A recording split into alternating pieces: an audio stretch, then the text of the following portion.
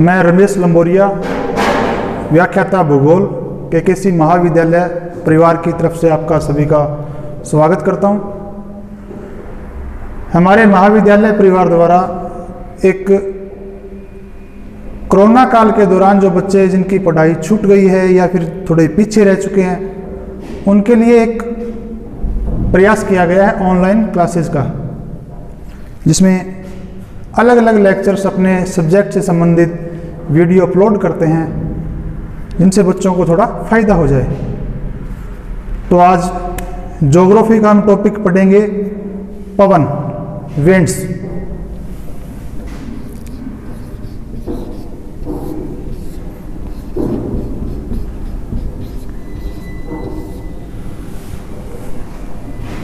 तो हम सबसे पहले बात करेंगे पवन होती क्या है।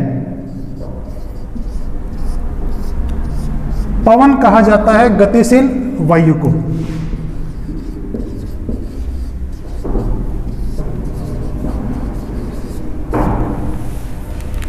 अब कई हिंदी के स्टूडेंट्स वायु को, पवन को एक ही मान लेते हैं, लेकिन ज्योग्राफिकल लिहाज से देखा जाए तो वायु और पवन में काफी अंतर है। वायु कहते हैं गैसों के मिश्रण को।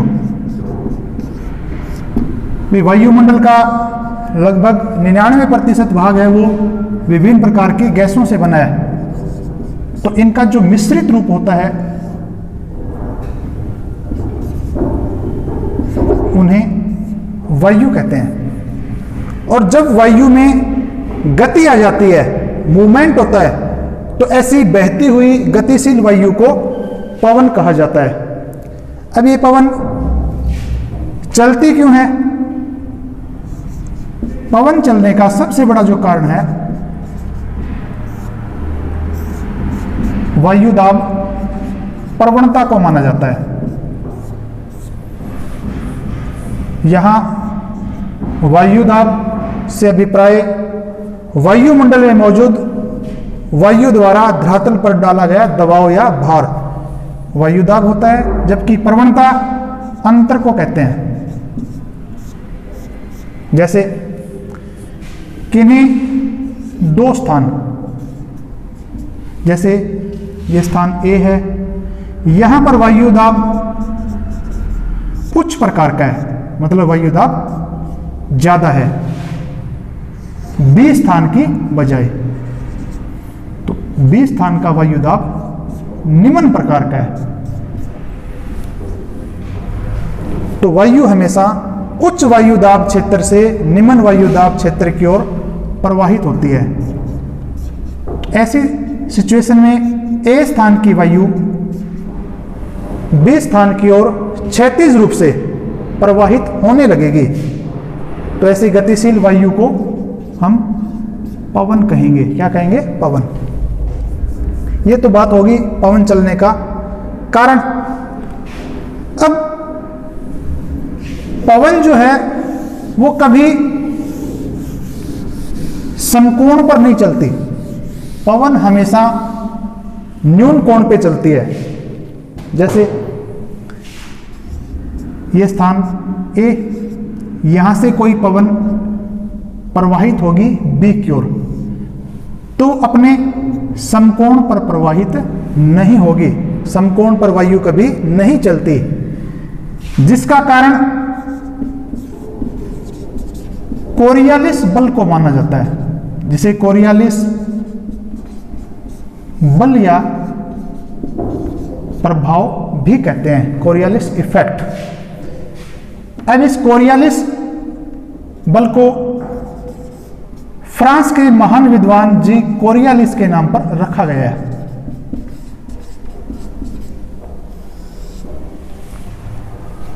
सबसे पहले कोरियालिस महोदय ने बताया कि घूर्णन करती हुई पृथ्वी, मतलब अपने अक्ष पर घूमती हुई पृथ्वी अपने सामने से आने वाली हवा को रिफ्लेक्टेड कर देती है, उसको विक्षेपित कर देती है, और पवन विक्षेपित होकर अपने दाएं बाएं से बहना प्रारंभ कर देती है, जिसे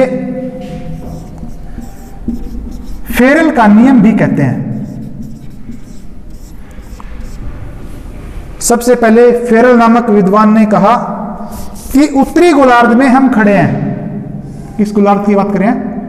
उत्तरी गोलार्ध की। और कोई आदमी उत्तरी गोलार्ध में खड़ा है और उसकी पीठ की दिशा से, मतलब पीछे से कोई पवन आ रही है, तो ये पवन अपने दाईं ओर चलेगी।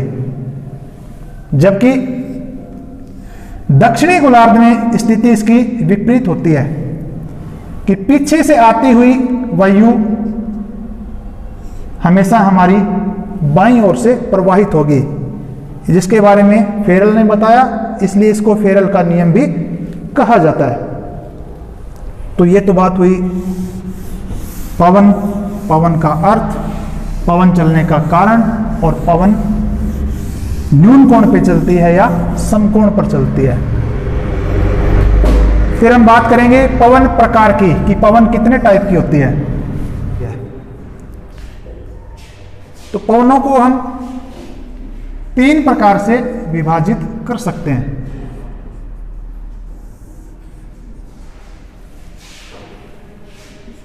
जिसमें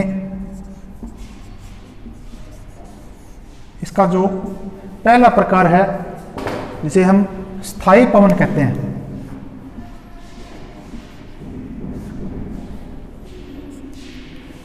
जबकि दूसरी प्रकार की, जिन्हें हम अस्थायी पवन कहते हैं। और पवनों का तीसरा प्रकार, जिन्हें हम स्थानीय पवन कहते हैं।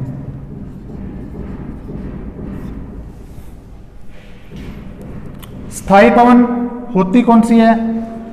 जो पूरे साल एक निश्चित क्षेत्र में निश्चित दिशा से ही पूरे साल लगातार प्रवाहित होती है, तो इन्हें स्थायी पवन कहा जाता है। तो स्थायी पवन कौन सी होती है? जो पूरे साल एक निश्चित क्षेत्र में एक निश्चित दिशा से लगातार प्रवाहित होती है पूरे साल। ये 3 प्रकार की होती है। इसका पहला प्रकार, जिसे हम व्यापारिक पवनें कहते हैं, जिन्हें स्थानीय पवन, सनातनी पवन,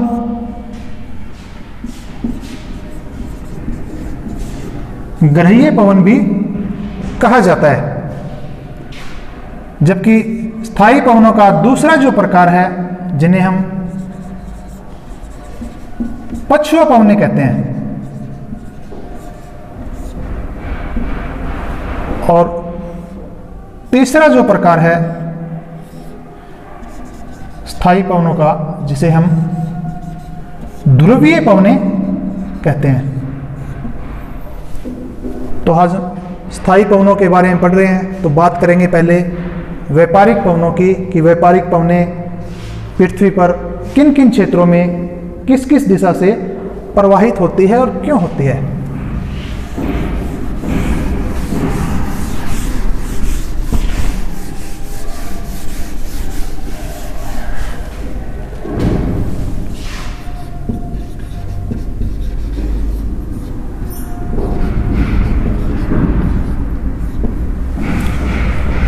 तो पूरी पृथ्वी को हम जल या स्थल में न बांटते हुए एक इकाई के रूप में माने, तो समस्त पृथ्वी पर 7 वायुदाब पेटियां पाई जाती है। भूमध्य रेखा और इसके दोनों और 5 डिग्री अक्षांशों तक।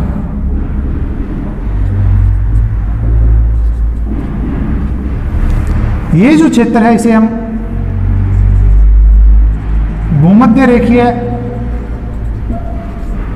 निम्न वायुदाब क्षेत्र कहते हैं, जिसको हम डोलड्रम भी कहते हैं। इसे हम ITCZ क्षेत्र भी कहते हैं। यहां पर वायुदाब कम होता है, क्योंकि इस क्षेत्र पर सूर्य की किरणें सीधी पड़ने से यहाँ पर सवनीय धाराओं की उत्पत्ति होती है और सवनीय वायु गर्म होकर हमेशा ऊपर उठती है, तो यहाँ पर वायु दाब कम पाया जाता है।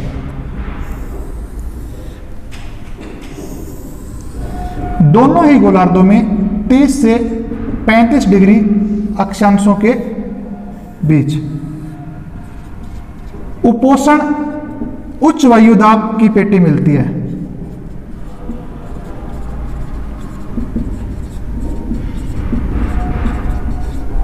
जहां पर वायुदाब हमेशा ज्यादा रहता है।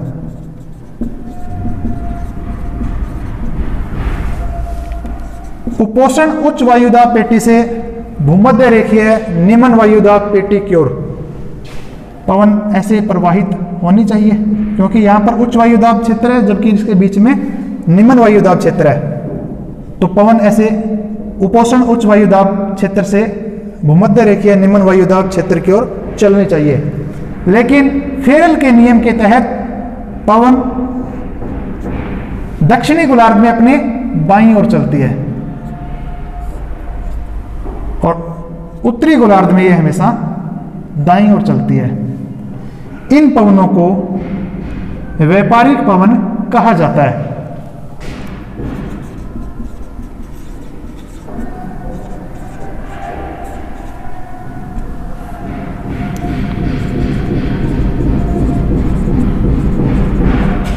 देखिए यहां पर कई लोग व्यापारिक पवनों का अर्थ व्यापार से लगाते हैं। ये बिल्कुल ही गलत बात है, क्योंकि व्यापारिक पवनों को ट्रेड विंड बोला जाता है।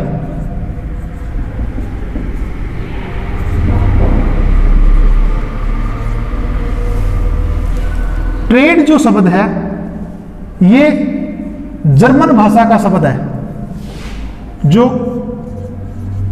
ट्रैक से बना है, और ट्रैक का अर्थ होता है निश्चित पथ या कोई निश्चित मार्ग। तो व्यापारिक पवनें उत्तरी गोलार्ध में उत्तर पूर्व दिशा से दक्षिण पश्चिम की ओर प्रवाहित होती है, इसलिए इनको उत्तरी पूर्वी व्यापारिक पवन उत्तरी गोलार्ध में कहा जाता है। जबकि दक्षिणी गोलार्ध में इन पवनों के बहने की जो दिशा है वो दक्षिण पूर्व से होती है, इसलिए ये दक्षिण पूर्वी व्यापारिक पवन कहते हैं इन्हें। ये तो बात होगी व्यापारिक पवनों की। अब बात करते हैं पछुआ पवनों की।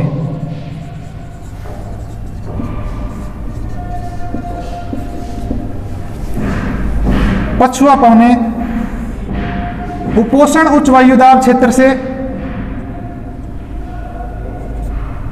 उपध्रुवीय, क्योंकि ध्रुवों के पास स्थित है, या इन्हें शीतोष्ण निम्न वायुदाब क्षेत्र कहते हैं, जो 60 डिग्री से 65 डिग्री अक्षांशों के बीच स्थित है। यहां पर वायुदाब कम मिलता है।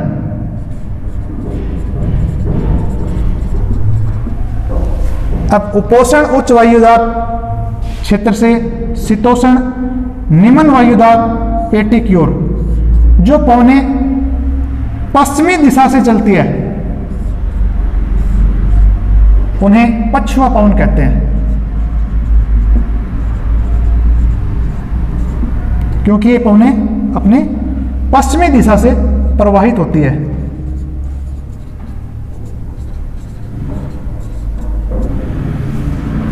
पछुआ पवनें काफी तेज गति से चलने वाली पवन है। जैसे जेट स्ट्रीम है उसकी उत्पत्ति इन्हीं पछुआ पवनों से होती है, और भारत में जो शीतकालीन वर्षा होती है माउट, उस माउट का जो प्रमुख कारण है इन्हीं पछुआ पवनों से उत्पन्न पश्चिमी विक्षोभों को माना जाता है। उत्तरी गोलार्ध में स्थल भाग ज्यादा होने से इनकी गति थोड़ी कम होती है, लेकिन दक्षिणी गोलार्ध में ये पवनें बहुत तेज गति से चलती है, इसलिए इन्हें अलग अलग अक्षांशों पर अलग अलग नामों से पुकारा जाता है। जैसे 40 डिग्री दक्षिणी अक्षांश के ऊपर इन्हें गरजता चालीसा कहते हैं।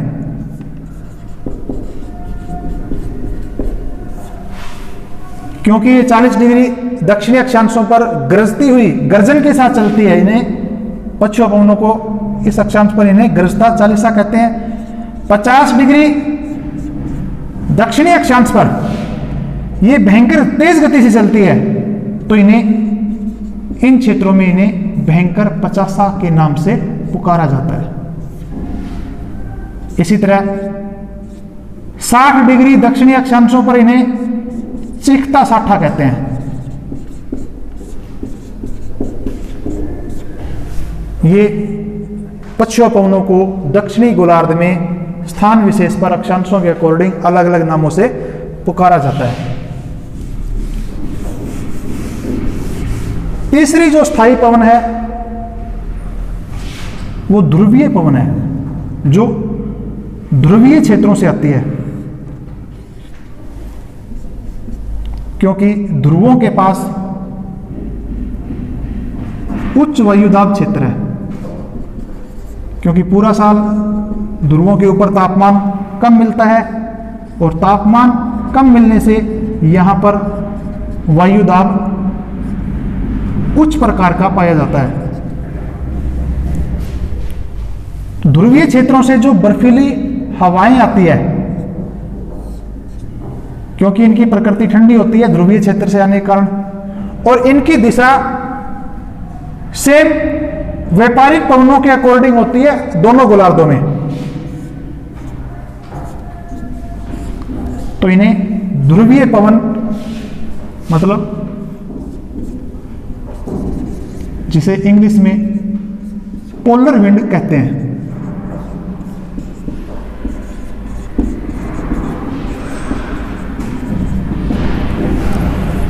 जो दोनों ही गोलार्धों में ध्रुवीय क्षेत्रों से प्रवाहित होने वाली स्थायी पवन है। इन पवनों के साथ साथ ध्रुवीय क्षेत्रों से जो पवन आती है ध्रुवीय पवन, इनसे हिम झंझावत जिन्हें बर्फीले तूफान कहते हैं, उनकी उत्पत्ति इन्हीं ध्रुवीय पवनों के कारण होती है।